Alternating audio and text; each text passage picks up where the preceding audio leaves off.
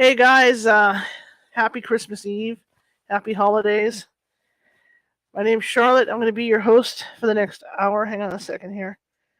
Let me get my. I just got home actually. I didn't make a quick story, last minute store run. I'm going to be your host for the next hour. So hopefully you'll spend some time on Christmas Eve with me. Um, wow, this is my third. I think it's my. I think it's my second Christmas Eve show here. I remember doing one in this room last year. I don't remember if I did one when I was in the other office. My other studio. But let me introduce myself, and we'll take it from there. Because I'll tell you what's going to happen today, what I'm going to do. And hopefully you're having a good day. You're cooking and prepping and wrapping last minute gifts and all that good stuff, or maybe even telling stories, sitting around the fire. If you're over in Europe, some places it's already Christmas Day. So I'm going to wish you happy Christmas Eve today. And for those of you in Australia and places like that, Merry Christmas. I hope hope you're having a great Christmas day. Wow. See, we're still waiting for Santa here. We're still waiting for Santa to arrive. Santa left last night at 2 a.m., and I've been kind of watching him travel. And I haven't checked him since I've been here. In fact, I just did something to my phone. Hang on one second. Because today is going to be an interesting day. Okay. First, let me introduce myself, and then we'll get into this. My name is Charlotte. I'm the owner of the California Haunts Paranormal Investigation Team based out of Sacramento, California. We are 45 strong up and down the state, which means if you have a paranormal need, we can get to you. It may take us some time, but we can and will get to you. That being said, to begin today, we're going to tell some stories. We're going to read some poetry. I'm a cat lover. A lot of people are cat lovers, so we're going to read some cat poetry. We're also going to talk about some different traditions. A lot of this poetry revolves around Christian and the Christian traditions, including Catholic. I grew up Catholic, admittedly, but I also want to talk about Hanukkah and I want to talk about Kwanzaa. All right, Kwanzaa is not necessarily a religious thing, but it does happen on December. It starts on December 26th, so that is a holiday that not many people talk about. All right, but we're going to talk about that today. But that'll be towards the end of the show. And it's interesting because I remember when I was in college covering the newspaper, as an editor for the newspaper in college, I remember going to a Kwanzaa celebration and covering that. And it was very interesting to me to see, how that worked and what it was about. Also, when I was working for the Woodland Daily Democrat as an assistant editor, I got the opportunity to go to a Hanukkah celebration. And I thought that was really, really, really cool to do. Really, really cool. I learned a lot. So, that's why we're going to be talking about that stuff. This is the time of year everybody has these celebrations. And so that's what I want to talk about. And again, a lot of these, a few of these poems are based in Christian beliefs. And so, I'm going to give everybody as much a fair shake as I can. Now, some of this information came off the World Wide Web. So if you have an issue with it, I'll, I'll quote the places I got it from. Yell at them, not me. Okay. Anyway, I was never a cat lover until I had a cat years ago, but never really into cats, right? When I had my first cat all those years ago, I trained it like a dog to the point where it would walk on a leash for me and do different things, but I was never really in, that deep into cats until I found these feral kittens. And then I started raising feral kittens, and then I got into cats and watching their personalities. I still have 4 of the feral kittens, 2 males and 2 females. And so I've fallen in love with cats. I love cats. I think cats are hilarious because they're so independent. Like that's why I have an Australian Kelpie because she's independent. I like independent dogs. Just look at like I said, look at my dogs. Australian Kelpie. I've got a rat terrier. Doesn't get more independent than that, right? Between them and the cats, it's an exciting house to say the least. And so 3 of my poems today are about cats. One is a poem that my father was a big band enthusiast, and he used to listen to I think it was KGMS when they used to do big. I could be wrong with that. Big band music, and they would do a history show, but they would also do a Christmas special. And I remember hearing this poem. I must have been all of about probably 8 or 9 years old, and this poem really, really impressed me to the point that, as an adult, It's hard to find now online. It's hard to find this poem online. So as an adult, I had to find this poem, and to this day, I have a copy of it.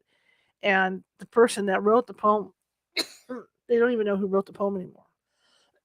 Excuse me. But I always thought it was a beautiful poem about the cat. So we're gonna do that poem. And there's another poem about tabby cats that I recently found, and so we're gonna read that one as well. I'm gonna read that one as well because that's an interesting thing about the tabby cats.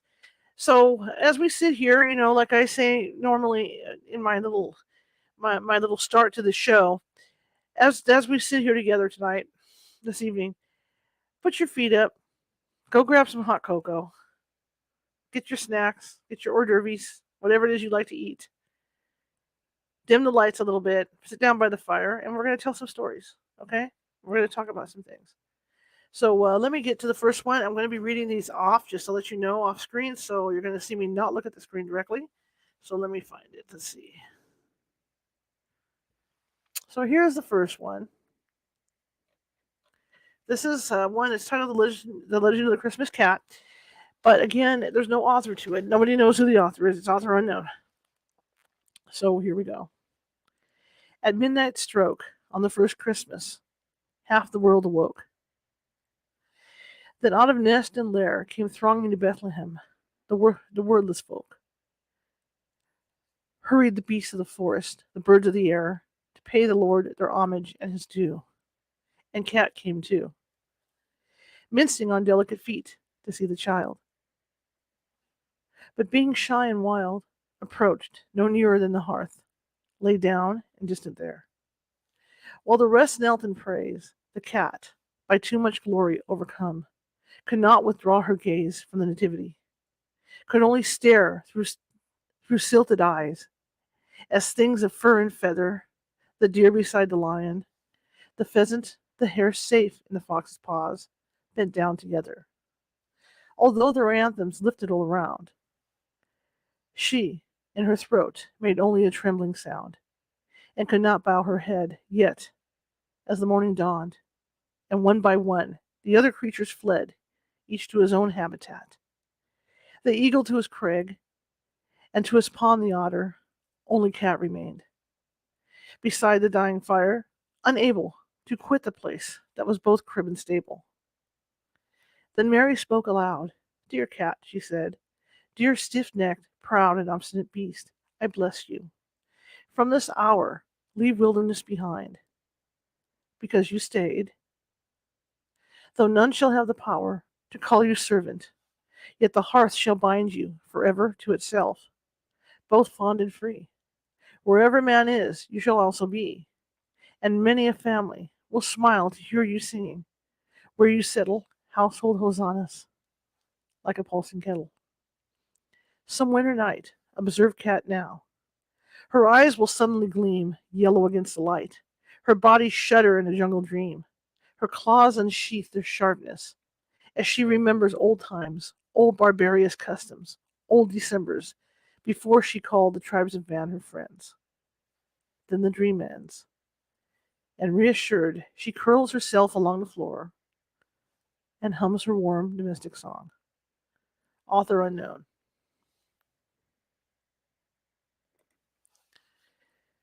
That's the poem that impressed me as a kid. So now every time I look at my cats and their eyes glow, that's what I think of. I think of that. I automatically think of this poem. Now there's another poem that I found later on that I didn't, that I didn't even think about. I mean, the second you start Googling, all this stuff comes up. And this one is about the tabby cat, and it's a similar poem, but it's how that's how the tabby cat was rewarded. And I'm going to read it right now.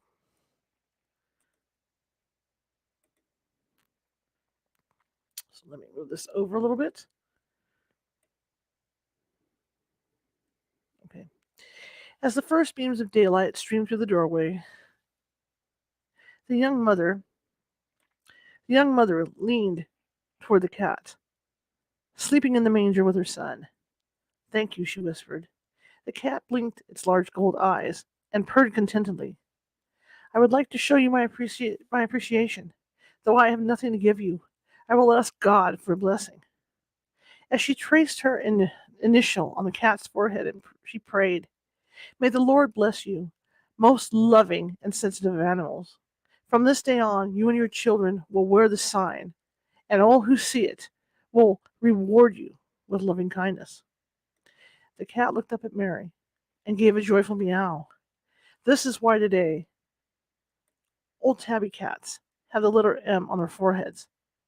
When you see a cat with a tabby pattern, whether it's gray, silver, orange, huff, or brown, look closely at its forehead and you will see the M and know that it is a descendant of the cat that comforted the newborn Christ on that Christmas day and night. So those are a couple really, really cool cat legends to think about. And I've got both. I've got regular cat, I've got tabby cats. So now when I look at my tabby cats, I look at them different. And I apologize, I'm not used to reading poetry, so you get what you get. I am a lover of Greek poetry. So if you read Greek poetry, there's no rhyming or anything and no rhythm to it. So that's why you can see me kind of herky jerky with this stuff. But those are my two favorite manger cat poems. All right. And I don't know who the author of that was. I apologize. I don't want to get nailed for copyright or anything like that. But it was a terrific poem. I should have done more research on the author. My next one, I think we already read. I have this book that I've been reading by Sylvia Schultz, and it started out with different Christmas traditions, Icelandic or otherwise. And I do believe we did the Yule Cat, but I'm going to do it again.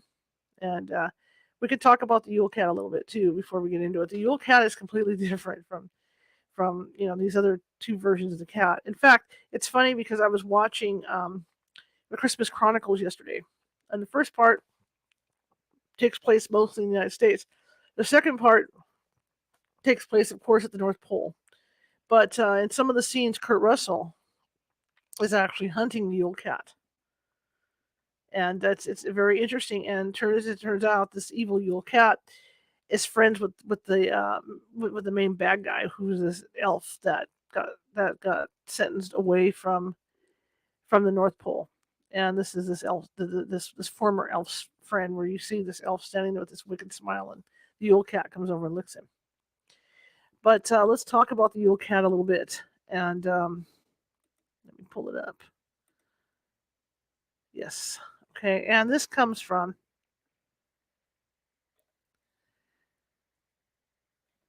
my stuff disappeared. I even had the website for you guys, and it just totally disappeared on here. Well, you're going to be that way. Okay, this is credited off a website, so if somebody comes back on me, Anyway, let's talk about the Yule Cat a little bit. I found reading, like Icelandic legends and stuff, especially this book. I'm going to quote Sylvia Schultz, is what I'm going to do since we read that book. Reading the book that she's provided, a lot of those legends are spooky. They're scary. And I think it was just bedtime stories and stuff to keep kids in line, just like when we talk about the Krampus, it's things that keep children in line, just like we have the boogeyman here. There's different things. Santa bringing you a lump of coal, things like that. So I think that's what these legends are for, is to keep kids in line. So I think the Yule Cat was part of that, but I think they used it not only to keep children in line, it was used to keep adults in line as well. What the Yule Cat is technically, it's a huge cat with glowing eyes, got sharp whiskers, and as far as Icelanders, this is like one of their main things that scares them, that they believe in. It lives in the mountains. It comes down from the mountains during Christmas time, and it sneaks around the dark to look for on winter nights and then hunts prey. I mean, that's what it's doing. As far as what it's hunting for, I mean, is it here to punish people? But the Yule Cat, there's legends of a Yule Cat of people who don't receive certain Christmas gifts, like for Christmas, like new clothes and things like that. You know,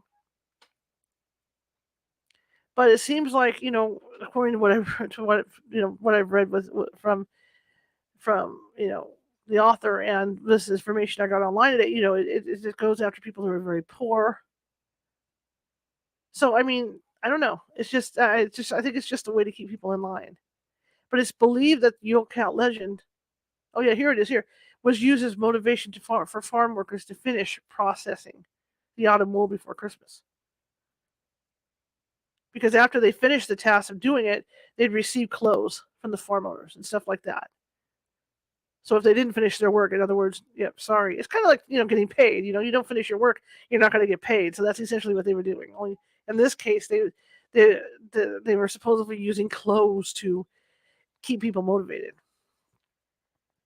I know some fashionistas that would that would work with. But the kids, I mean, there's stories, kids in less fortunate families. The Yule Cat, and according to what I've read, the Yule Cat doesn't care. It's just hungry. So you got mothers probably who are poor, and they're knitting stuff for their kids, right? Before Christmas night. That way, no one runs into the Yule Cat.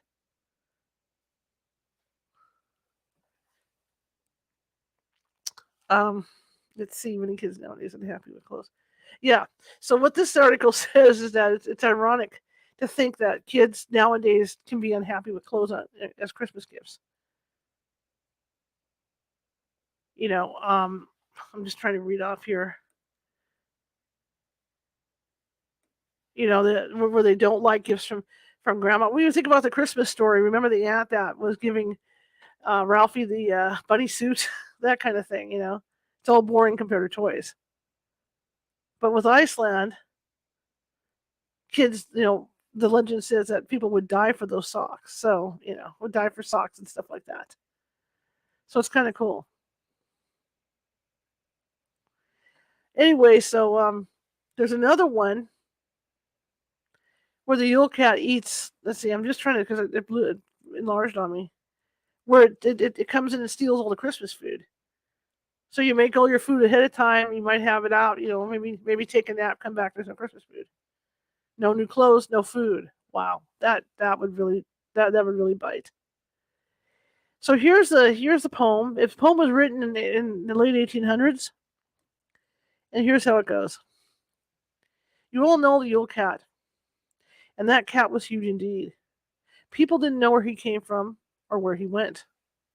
He opened his glaring eyes wide, the two of them glowing bright. It took a really brave man to look straight into them, his whiskers sharp as bristles, his back arched up high, and his claws of his hairy paws were a terrible sight. He gave a wave of his strong tail. He jumped and he clawed and he hissed, sometimes up in the valley, sometimes down by the shore. He roamed at large, hungry and evil, in the freezing Yule snow. In every home, people shuddered at his name. If one heard a pitiful meow, something evil would happen soon. Everybody knew he hunted men, but didn't care for mice. He picked on the very poor that no new garments got. I'm sorry. He picked on the very poor that no new garments got for Yule, who toiled and lived in dire need. From them he took in one full swoop their whole Yule dinner, always eating it himself, if he possibly could. Hence, it was that the women, at their spinning wheel, sat spinning a colorful thread for a frock of a little sock, because you mustn't let the cat get hold of the little children. They had to get something new to wear from the grown-ups each year. And when the lights came on Yule Eve, and the cat peered in, the little children stood rosy and proud, all dressed up in their new clothes.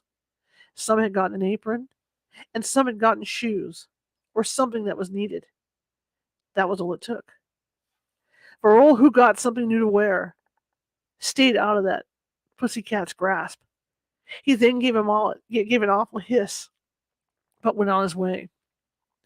Whether he still exists, I don't know, but his visit would be in vain. if next time everybody got something new to wear.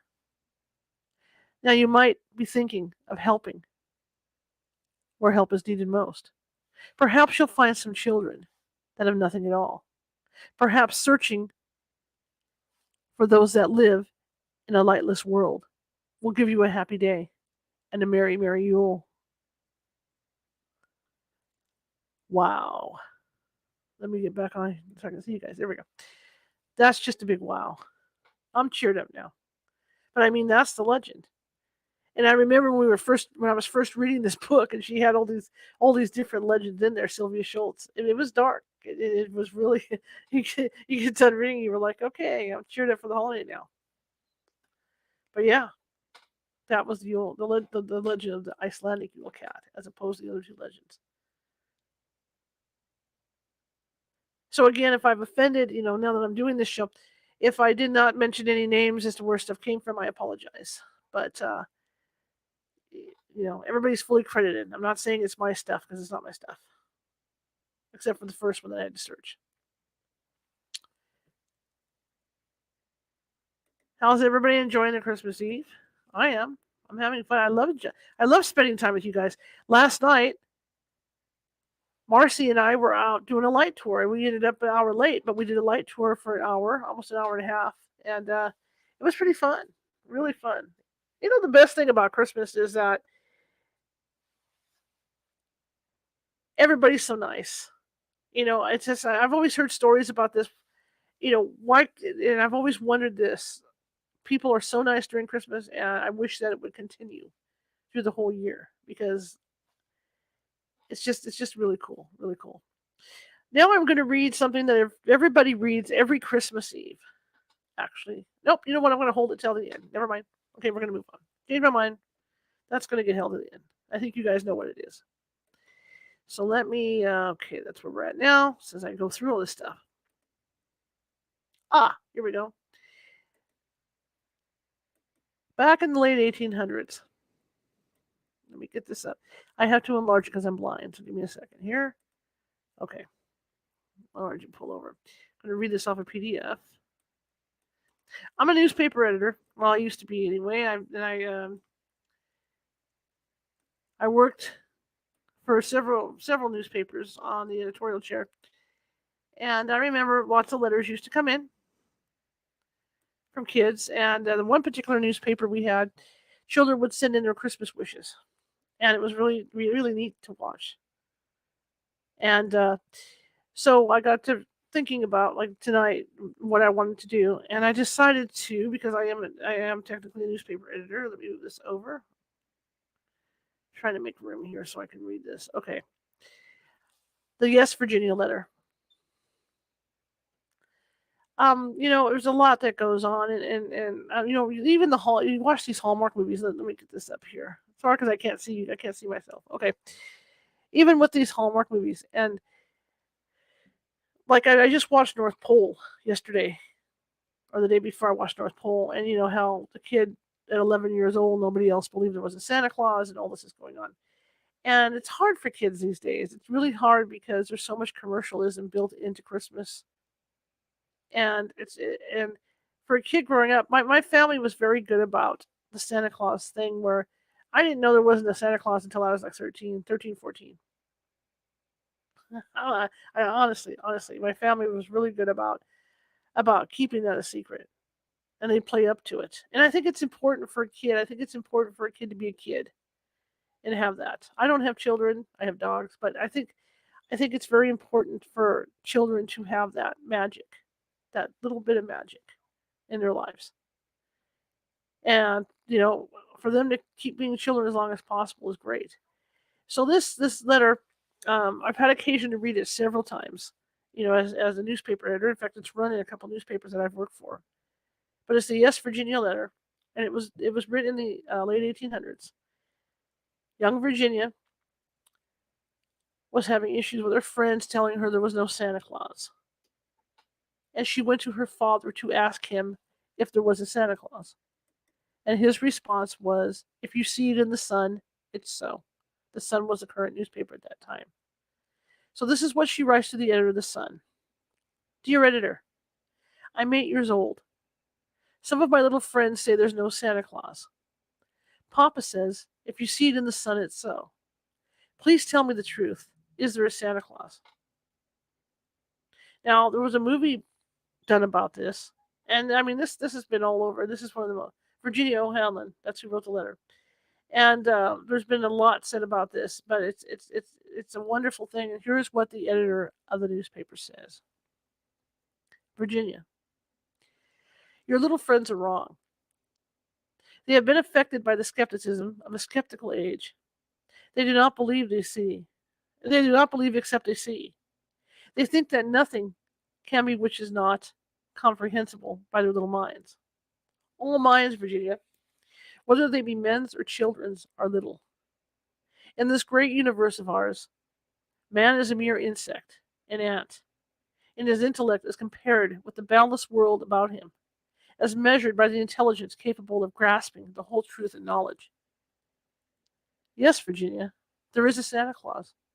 He exists as certainly as love and generosity and devotion exist, and you know that they abound and give to your life its highest beauty and joy.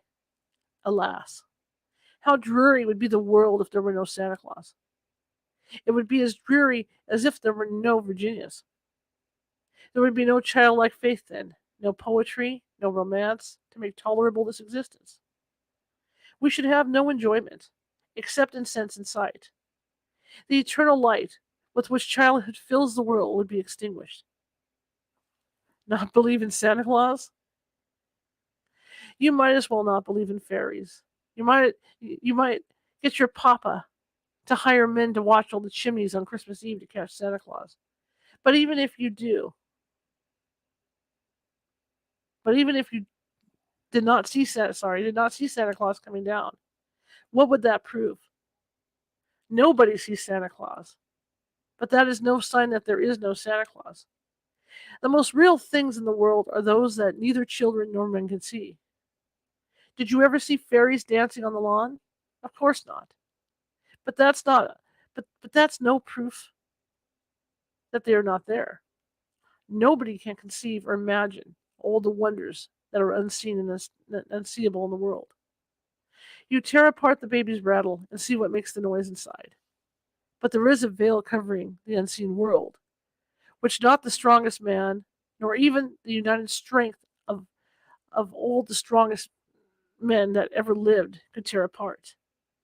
Only faith, poetry, love, romance can push aside that curtain and view the picture, the supernal beauty and glory beyond. Is it all real? Ah, Virginia. In all this world, there is nothing else real and abiding. No Santa Claus? Thank God, he lives and lives forever. 1,000 years from now, Virginia, nay, 10,000 years from now, he'll continue to make glad the heart of childhood. Francis B. Church, editor of the New York Sun, 1897. Let me get this stuff in here.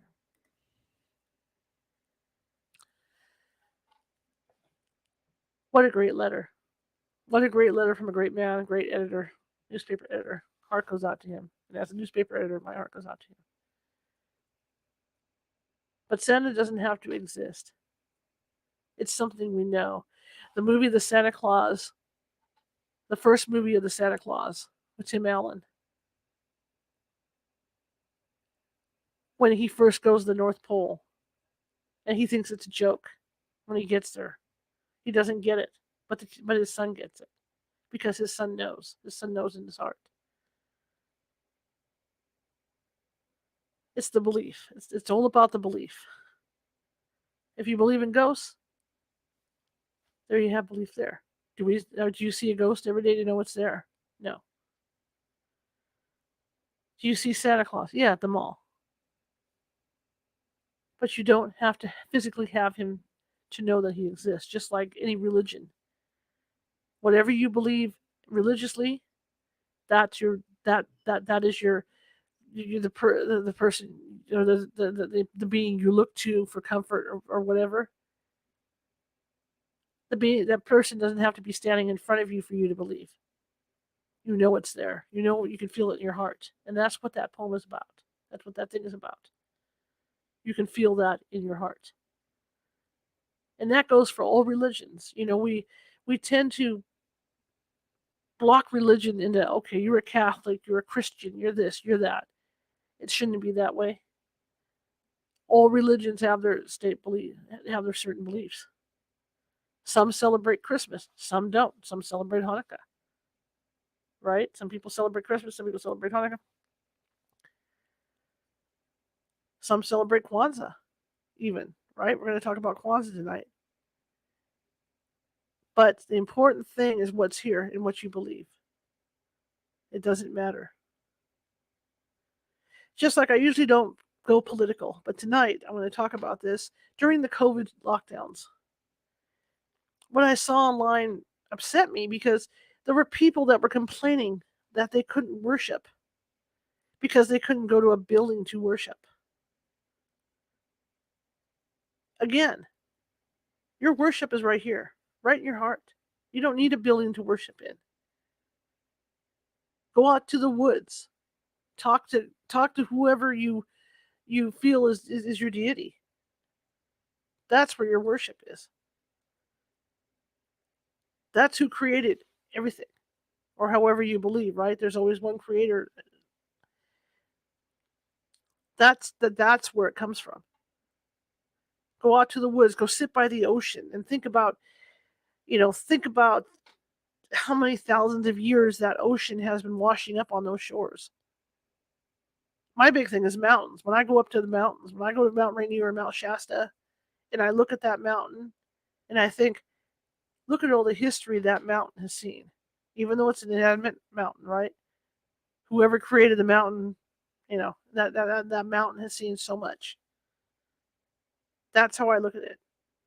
I don't need to go into a building to worship. I can worship at home. I can worship outside because I'm worshiping everything as a whole. So it's kind of food to live by. That's why to mock somebody else's religious beliefs is bad. And Christmas. I mean, Christmas, of course, is about. Okay, I'm probably going to be unpopular for this. Christmas is not only about the birth that happened. It's also about. Let's just be honest. It's also about the mysteries of Santa. It's about kids enjoying themselves. Why do kids get gifts? Because the baby Jesus got gifts. He was brought gifts by the wise men. He was brought gifts by the shepherds. That's why he gets gifts. And that's how, even though it's been twisted into a thing with Santa Claus and all this, that's why the gifts are given out. It's all linked together. But that's my beliefs, right? Hi Sharon, hi Marisa.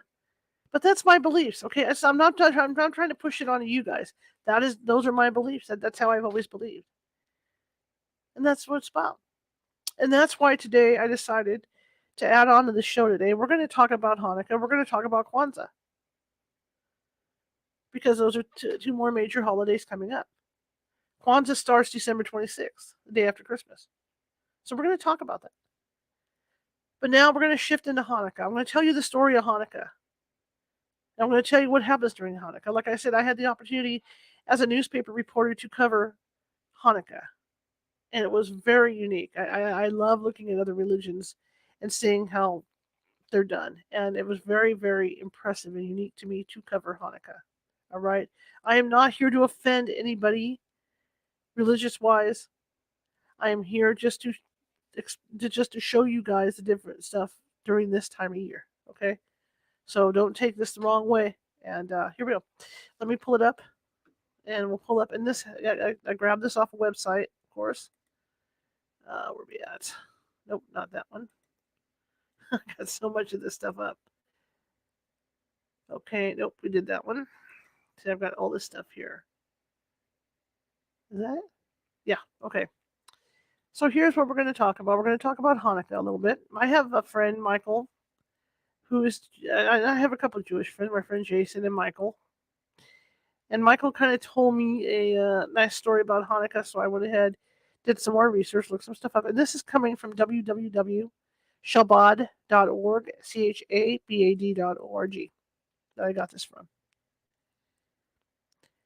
So Hanukkah is a Jewish 8-day wintertime festival of lights, celebrated with a nightly. I wish this was smaller. Hang on, let me reduce it a little bit.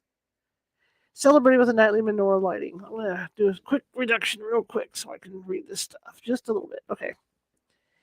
So I'm going to start over here. Hanukkah is the Jewish 8-day wintertime festival of lights, celebrated with a nightly menorah lighting, special prayers, and fried foods. The Hebrew word Hanukkah means dedication, and is thus named because it celebrates the rededication of the Holy Temple, as you'll read below, which we're going to get to. Also spelled with an H instead of a CH. There's variation to the spelling. The Hebrew word is actually pronounced with a guttural k, I can't do it, sound. All right. Hanukkah begins on the eve of Kislev 25 and continues for 8 days. On the civil calendar, it generally coincides with the month of December. Hanukkah 2022 this year ran from December 18th and it's going through the 26th. In the 2nd century BCF, the Holy Land was ruled by the Syrian Greeks, who tried to force the people of Israel to accept Greek culture and beliefs instead of mitzvah observances and belief in God. Against all odds, a small band of faithful but poorly armed Jews, led by Judah the Maccabee, defeated one of the mightiest armies on earth, drove the Greeks from the land, reclaimed the Holy Temple in Jerusalem, and rededicated it to the service of God.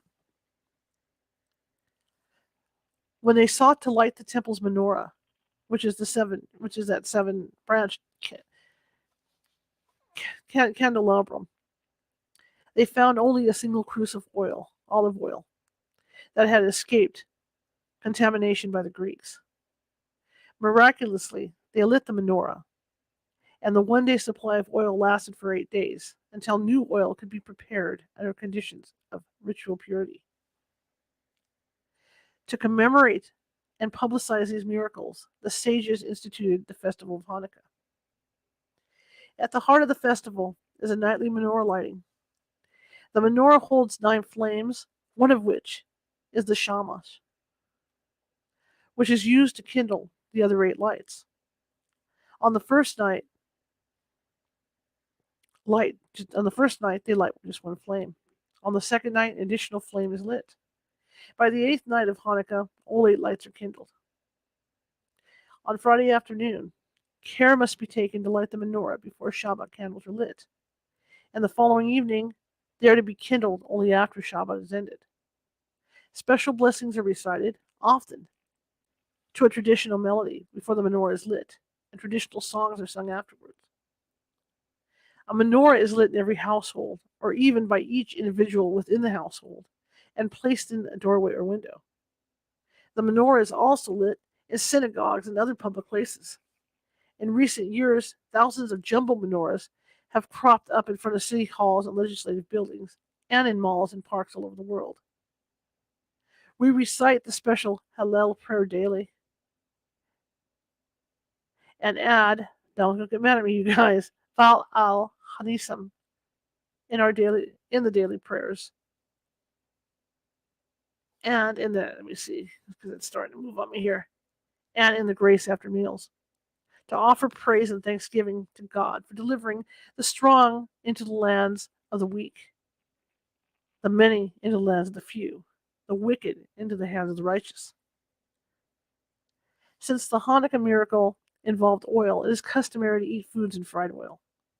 The Eastern European classic is the potato latte, garnished with applesauce or sour cream, and the reigning Israel favorite is the jelly-filled donut.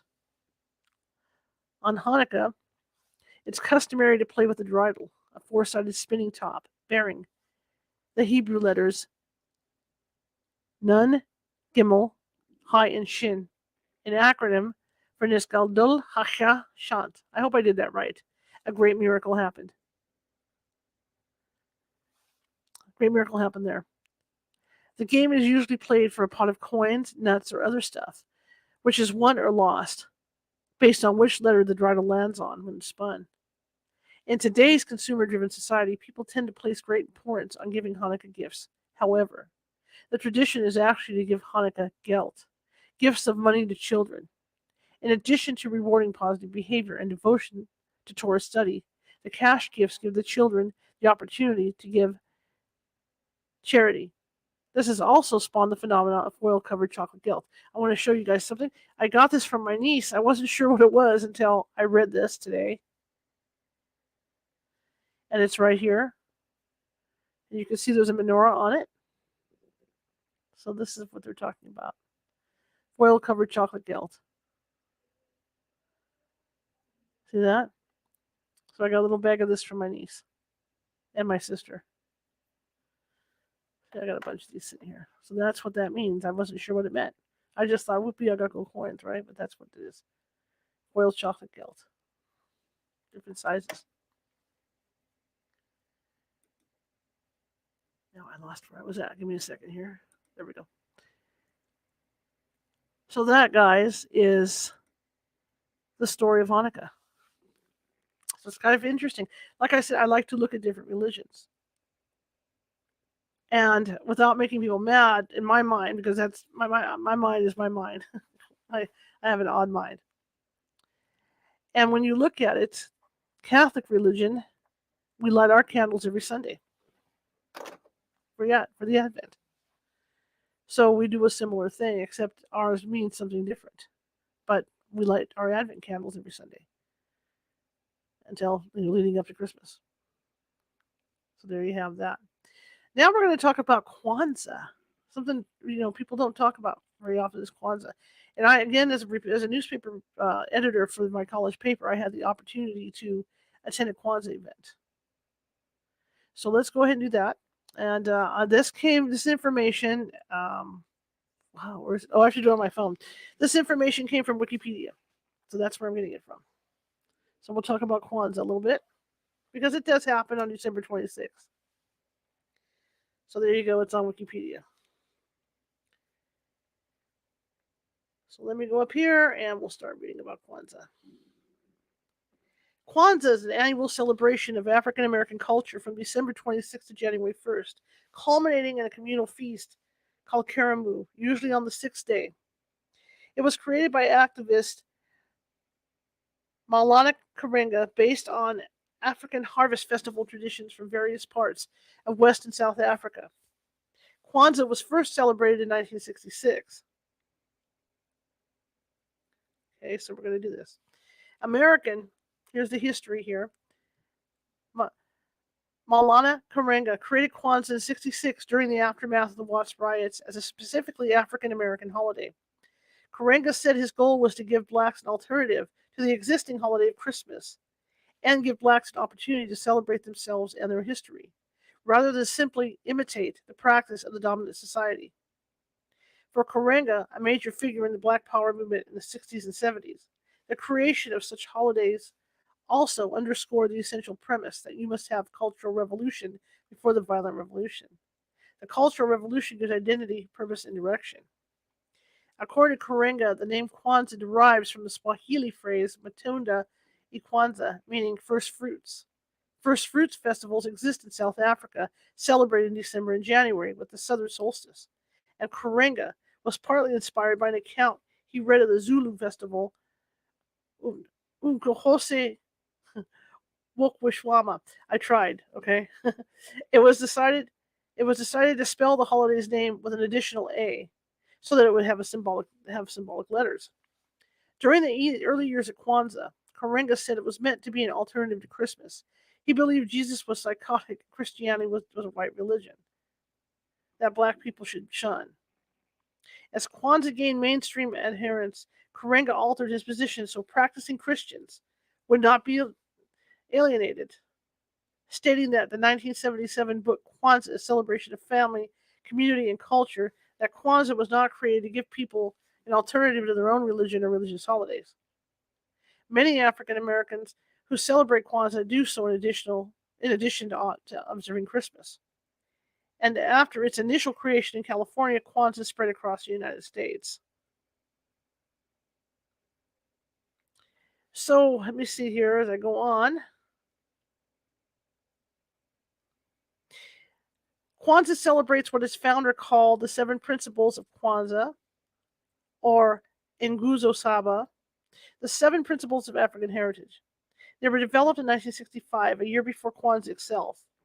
These seven principles are all Swahili words and together comprise the Kawada, or common philosophy. Each of the 7 days of Kwanzaa is dedicated to one of the principles as follows: unity, to strive for, maintain unity in family community; self determination, to define and name ourselves, as well as to create and speak for ourselves; collective work and responsibility, to build and maintain our community together and make our brothers and sisters' problems our problems and to solve them together; cooperative economics, to build and maintain our own stores, shops, and other businesses and to profit from them together; purpose, which is Nia. I didn't say the African words because I don't want to screw them up. To make our collective vocation the building and developing of our community in order to restore our people to their traditional greatness; Kumba, which is creativity, to do always as much as we can in the way we can in order to leave our community more beautiful and beneficial than we inherited it; Imani, which is faith, to believe with all our hearts in our people, our parents, our teachers, our leaders, and the righteousness and victory of struggle. All right. So they use a set of candles similar to the menorah, and it includes a mat on which other symbols are placed, a Canara candle holder for 7 candlesticks, Mushera Saba, which is 7 candles, Mishumai, I'm trying this, Mishuma Saba, 7 candles, Mazeo, which is crops, Mahindi, which is corn, to represent the children celebrating, and corn may be part of the holiday meal, a Kikombe Cha Umoha, Unity Cup, commemorating and giving Shukrani, thanks to African ancestors, Ziwadi, which is gifts. Supplemental representatives include the Ngozo Sabi poster, the black, red, and green bandera, which is the flag, and African books and artworks, all to represent values and concepts reflective of African culture and contribution to community building and reinforcement. Families celebrating Kwanzaa decorate their households with objects of art, colorful African cloths such as a kente, especially the wearing of kaftans by women, and fresh fruits that represent African idealism. It is customary to include children in Kwanzaa ceremonies and to give respect and gratitude to ancestors. Libations are shared, generally with a common chalice, kikombe cha imoha, passed around to all celebrants. Non-African Americans also celebrate Kwanzaa. Joyous Kwanzaa may be used as a greeting during the holiday. A Kwanzaa ceremony may include drumming and musical selections, libations, a reading of the African pledge and the principles of blackness, reflection on the Pan-African colors, a discussion of the African principle of the day, or a chapter in African history, a candle lighting ritual, artistic performance, and finally a feast of faith. The greeting for each day of Kwanzaa is Harabe Gani, I think is where it's pronounced, which is Swahili for how are you? I hope this is correct. At first, observers of Kwanzaa avoided the mixing of the holiday, its symbols, values, and practice with other holidays, as doing so would violate the principle of self-determination, and thus violate the integrity of the holiday, which is partially intended as a reclamation of important African values. Today, some African American families celebrate Kwanzaa along with Christmas and New Year's. Cultural exhibitions include the Spirit of Kwanzaa, an annual celebration held at the John F. Kennedy Center for Performing Arts, featuring interpretive dance, African dance, song, and poetry.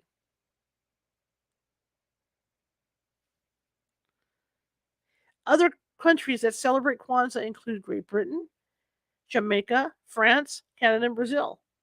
In Canada, it's celebrated in provinces including Saskatchewan and Ontario. Kwanzaa Week was first declared in Toronto in 2018. There are local chapters that emerged in the 2010s in provinces like British Columbia, where there are much smaller groups.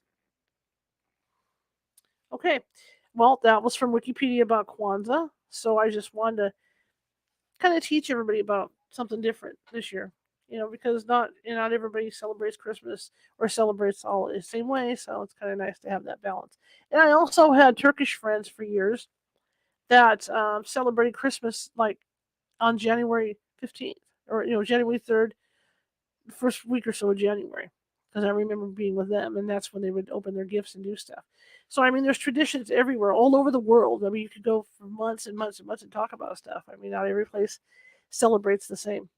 But I just want to cover some stuff today, some kind of like add some extra info. And and again, I hope I don't alienate anybody with any of this info. Okay, it's just something I felt I wanted to do.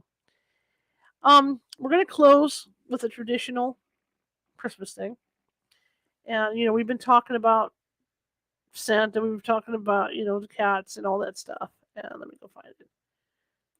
There we go.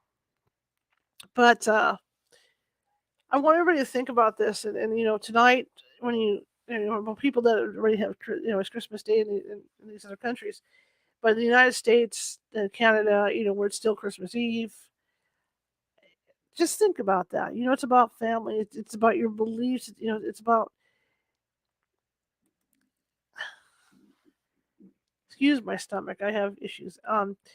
It's about spending time with your family. It's about reflecting. Solstice is about reflecting. When you go through this period of solstice, it's another time to reflect. This time of year, and I think it's like that because this is the darkest part. This the sun doesn't come out as long this time of year, and I think that's why people would go in there in the darkness and reflect by the fireside and reflect on stuff, and that's what it should be. That's why the new year. We get to the new year, and what do we do? New Year's resolutions so that we can start anew. We start our path. It's like having a yearly business plan to start our path every year. When we set up our New Year's resolutions. So it's a reflective time. And I know solstice is part of the reflective time. There's people that celebrate the solstice too. Like I said, I could have gone on and done a 4 or 5 hour show on all the different celebrations, but I wanted to pick just a few today to share with you guys. To give you a little insight as to what else is going on this time of year. Right? So, my last piece today, you guys are probably thinking, thank God I can go back to my holiday. But my last piece today, of course, is The Night Before Christmas. It's been around for years. I have this book myself. I have it on my tablet, just like I have the Polar Express on my tablet and a few other things. But it's read. This has to be one of the most read pieces ever in the history, because this thing has been read year after year after year by families, and sometimes, depending on your family, there's a certain person that's designated to read this thing. And then it's an honor for whoever gets to read it next. Like, oh no, I'm done reading it. Here, it's your turn. Like you see in the movies. Yes, son, it's your turn to read it. Christmas Vacation. Remember when Chevy Chase got to finally read? Clark Griswold finally got to read The Night Before Christmas, and of course the big staff had tears coming down his cheeks because he actually got to read it. It's like taking over the family. So I mean, this has gone on for years.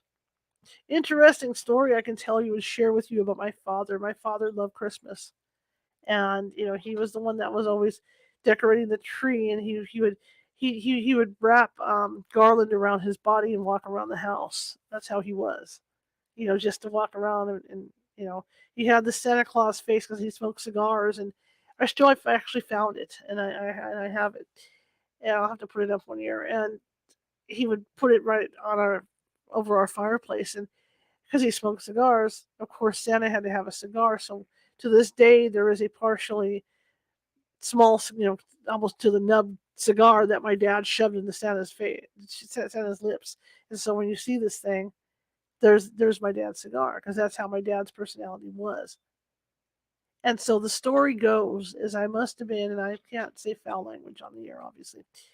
I must have been all of about 1 or 2 years old, I think. And my father went out in the backyard and decided to play Santa Claus.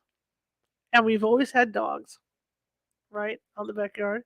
So what do dogs do in backyards? They do their business.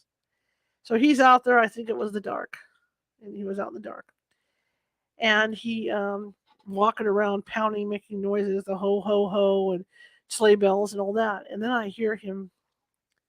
you hear him go, ho ho ho, SOB. That's all I'm going to say about that. And I looked at my mother, and my mother was just beside herself.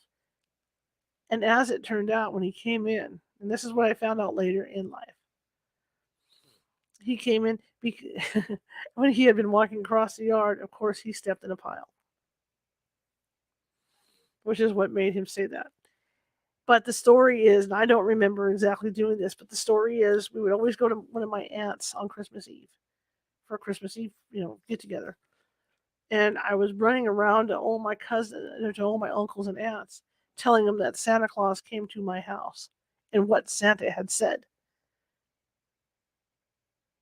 And of course, their eyebrows went up and all this. But that's what my mother said. She was really mortified. She was chasing me around these get-togethers because I was running around saying, "Oh my God, Santa! Oh my, Santa came, Santa came. You know what he said?" And I would repeat it verbatim to my aunts, my poor mother.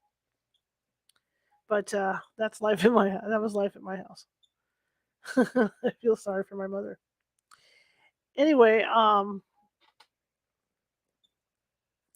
tomorrow I'll be here at 6:30 p.m. Pacific, usual time. I'll be reading from the Twisted Christmas book by Sylvia Schultz, and I think I've got tomorrow and then New Year's Day will be the last read on that book, the way it's laying out, or Thursday because I may have to read it Thursday, but I will definitely be reading that book by Sylvia Schultz. And I'll also, my guest Monday, see if I can get this gal's name pronounced right, Mandy Mandy Benovelid, and she deals in funerals and stuff. And we're going to be talking about, excuse me while I lean back. We're going to be talking about the high cost of funerals and the different alternatives, like people, being buried under a tree or shot into space and things like that. So we're going to be discussing that Monday, and that'll be 6:30 p.m. Pacific. She'll be on with us. So that's the upcoming schedule. Now, tomorrow 6:30 p.m. Of course, I'll be here to be with you guys and read that book. In the meantime, with Santa getting closer, let's find out where Santa's at before we close off here. So let's see where Santa is, gang. Let's find him. NORAD's tracking him, obviously. I wish that they had this stuff when I was a kid. That would have been fun. Like put it up on the big screen TV so I could track him. So it says he's just left Chile and he's headed for Uruguay. Cool. And if you look at him, let's see if I can get in here for you. Get up to the camera. Let's see if I can do this without screwing up the computer, right? If you look, maybe I can't get him up here. You can't see him. The sled is spewing out presents as he goes. See that? If you can see him a little bit there. Camera's not quite picking him up. Let's see. Hang on a second. Let me turn my spot off here. See if I get a better view for you guys. Yeah, there he is. Just a little better. See, there he is. There's a tiny reindeer on its way to Uruguay. There you go. Get my spot back on. Okay. Anyway, so we are going to read The Night Before Christmas. I'm going to read. I say we. It's always a we thing with me. I don't know why. It's a habit from being with my mom. We're going to read The Night Before Christmas and wrap this thing up for this year. And I thank all of you for coming and listening. And I don't know if my views on religion were too out there. I don't, it's not my goal. I don't want to offend anybody. But it's just how I am. I guess you can call me a naturalist because that's how I feel. I grew up going, fishing by the ocean and hiking and doing all this stuff. So I tend to be more of a naturalist and feel that, stuff's all around me and whatnot. So I hope I didn't offend anybody saying anything or anything like that because that was not my intention today. I want to bring us into the holidays in a real nice way. And I hope I did that. So without further ado, let's get that going here. The Night Before Christmas. So 'twas the night before Christmas, when all through the house not a creature was stirring, not even a mouse. The stockings were hung by the chimney with care, in hopes that St. Nicholas soon would be there. The children were nestled all snug in their beds, while visions of sugar plums danced in their heads. And Mamma in her kerchief, and I in my cap, had just settled down for a long winter's nap, when out on the lawn there arose such a clatter.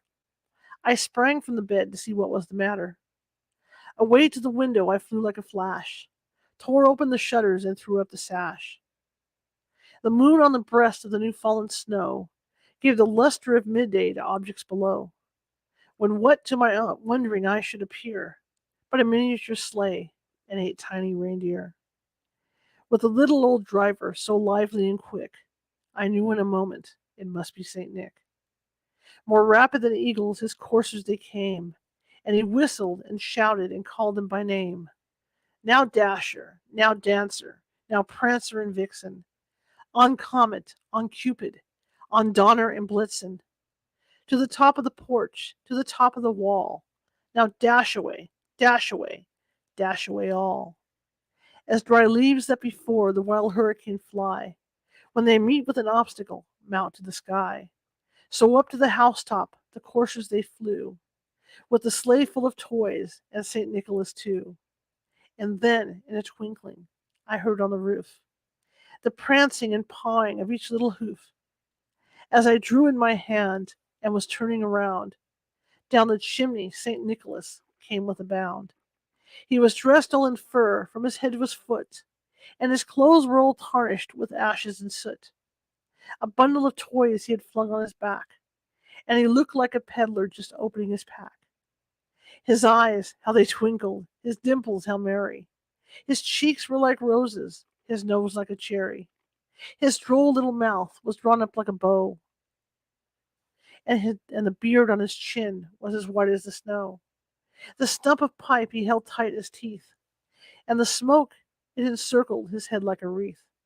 He had a broad face and a little round belly that shook when he laughed like a bowl full of jelly.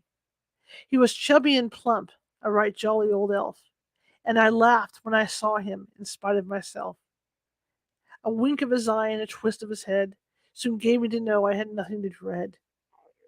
He spoke not a word, but went straight to his work, and filled all the stockings, then turned with a jerk, and laying his finger aside of his nose, and giving a nod, up the chimney he rose.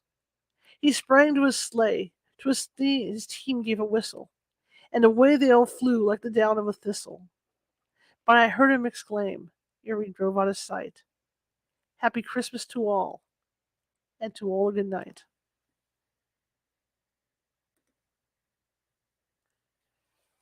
And that's what I have to say to you guys. Happy Christmas. Happy holidays. And I hope that the new year brings you happiness. And I hope the new year brings everybody happiness in 2023. I really do. Because we've had a few years of just upheaval. So hopefully it brings everybody happiness. Merry Christmas to everybody. Happy holidays to everyone. No matter how you celebrate. And remember, even if you're alone, there's always something to think about to help you celebrate, to make you happy. Think about the good times. If you've lost family members this year, I hate my stomach. If you've lost family members this year, think about the good times you had with them, because those are the memories. That's why we have memories. And then you won't feel so alone. All right, guys, I will see you tomorrow at 6:30 p.m. Pacific. Have a great holiday, and don't overeat and stuff if you're going to be eating, okay? Because, boy, the food's awfully good. In fact, I'm making short ribs tonight, so yum, yum, yum. But have a good one, you guys. See ya.